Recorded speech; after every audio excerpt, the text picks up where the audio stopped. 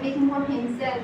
So when privatization talks of increased labor productivity, better innovation and techniques of production, and fast-paced economic growth, somehow and for some reason, the society and the general public comes in defensiveness, as it is somewhat more concerned with who is owning and who is regulating and running these enterprises rather than how are they being actually run. As on in October 2024, it came in our notice that 77 PSUs were running in heavy losses and 44 of them were having a negative net worth.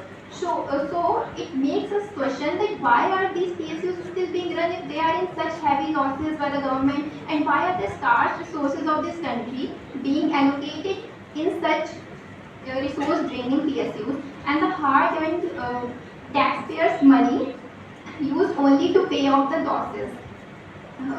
This question becomes very important because it also brings the importance of privatization in life. Privatization is very important, and this can be understood with the help of a quick example. Hindustan Zinc Limited was a public company that was privatized in the 2000s for some 750 crores, and now its current value is around 1,35,000 crores, which is of more than 100-fold increase in its value. And the second example I would like to give of Air India. Air India was running in heavy losses from decades, and now in year 2022 it was finally privatized and was given to Tata Industries, and just after a year it placed its biggest aviation order in India's aviation history, and has also significantly reduced its loss that was previously around 70,000 crore. So it shows why is privatization needed. Privatization helps these loss-making PSUs to finally recover by using innovative techniques, and that in a very short period of time. Now these were some of the positive impacts of privatization. Additionally, privatization also ensures transparency in the system, because you see when government run the enterprises, whom are they answerable to? Government is basically answerable to the government, who is going to check their reports and all those things. But when private enterprises work, they are answerable to SEBI and the other government authorities, and that they have no bias for them. They check them with 100% accuracy. And privatization also gives us better accountability and efficiency in innovation that every growing economy in this fast-paced globalized world needs to have.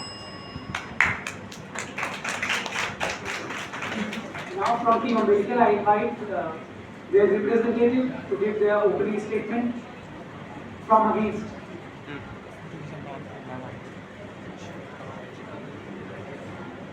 A very good afternoon to the honorable judges and fellow participants.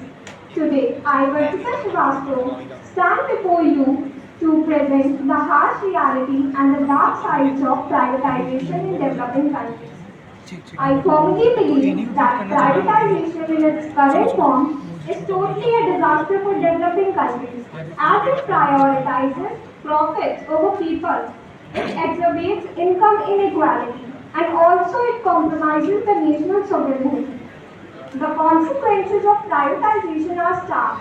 Essential goods and services become unaffordable. Public assets are sold to foreign corporations, and we become unable to regulate our own economy. Not only this, by favoring the corporate interest, the privatization neglects the basic needs of the marginalized section, which as a developing country we can't ignore. Furthermore, as developing countries are already struggling with inadequate infrastructure, so making successful implementation of privatization is a significant challenge. Moreover, privatization always prioritizes economic gains over environmental concerns. Here I want to present one data like Carbon Disclosure Project Report of 2020. According to which, 75 of the greenhouse gases emissions come from the private activities. But when it comes to face the consequences of environmental degradation, it is only the developing and the least developing countries that suffers the most. Here I want to present another fact that a WHO report of 2016 which states that 1 in 4 deaths in developing countries are linked to environmental factors. So this shows how developing countries are being exploited for the benefit of developed countries, and this also shows that Developing countries are not only facing economic consequences but also health, environment, and they are being exploited. So, to end my speech, at the end I want to quote the thought of Franklin D. Roosevelt. The test of our progress is not in whether we provide more and more to the abundance of those who have too much, but it is in whether we provide enough for those who have too little. Thank you. Thank you for your remark. Now 1 minute is given to for team of medical for the question and for the viewers. The opponents are defending by saying privatization increases social inequalities. Rulers always the threat of welfare and was saying socialism as a perfect solution to eradicate poverty. But India still stands at 105 rank out of 121 in global.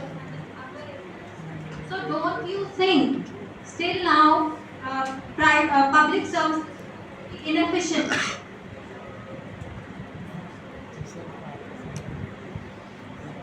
So it seems like the opposition claimed to champion welfare. However, with a rate of 170 cut, the government of India is trying to explore innovative solutions by privatizing PSU and strategically selling equity shares. We can generate significant revenue. Doesn't this approach offer a more sustainable and effective path towards achieving welfare?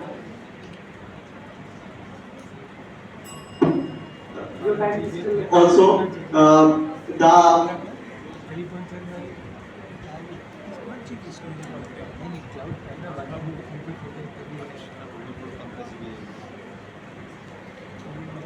Okay.